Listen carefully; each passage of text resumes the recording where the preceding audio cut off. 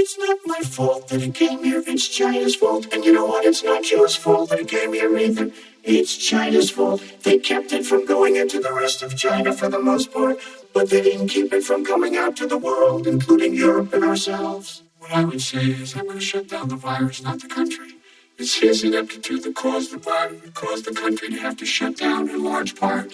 Why businesses have gone under, why schools are closed, why so many people have lost their living, and why they're concerned. Those other concerns are real. That's why he should have been instead of in a sand trap at his golf course. He should have been negotiating with Nancy Pelosi and the rest of the Democrats and Republicans about what to do about the acts they were passing for billions of dollars to make sure people had the capacity. I have not taken a penny from any foreign source ever in my life. We learned that this president paid 50 times the tax in China, has a secret bank account with China, does business in China, and in fact is talking about me taking money.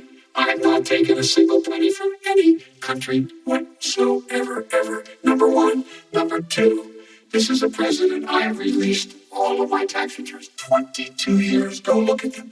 22 years of my tax return. You have not released a single solitary year of your tax return. What are you hiding? Why are you unwilling? President Trump, you're responsible. First of all, I called my accountants under audit. I'm going to release them as soon as we can. I want to do it. And it'll show how successful, how great this company is. But much more important, people were saying $750. I asked them a week ago, I said, what did I pay?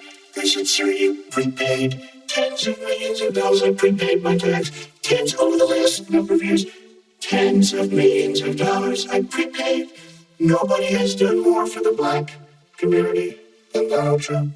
And if you look, with the exception of Abraham Lincoln, possible exception, but the exception of Abraham Lincoln, nobody has done what I've done. I am the least racist person. I can't even see the audience because it's so dark, but I don't care who's in the audience. I'm the least racist person in this room.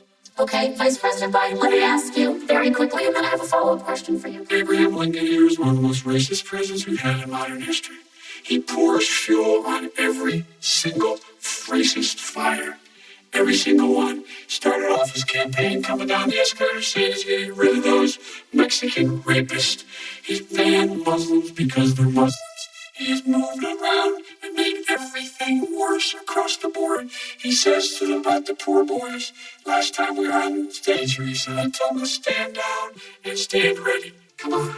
This guy is a dog whistle about as big as a foghorn. Mr. President, your administration separated children from their parents at the border, at least 4,000 kids. You've since reversed your zero-tolerance policy, but the United States can't locate the parents of more than 500 children. So how will these families ever be reunited? We have to reunite the kids. Yes, we're working on it we're trying very hard, but a lot of these kids come out without the parents. They come over through cartels and through coyotes and through gangs. These 500 plus kids came with parents. They separated them at the border to make it a disincentive to come to begin with. Big, real tough, we're really strong. And guess what? They cannot, because that coyotes didn't bring them over. Their parents were with them.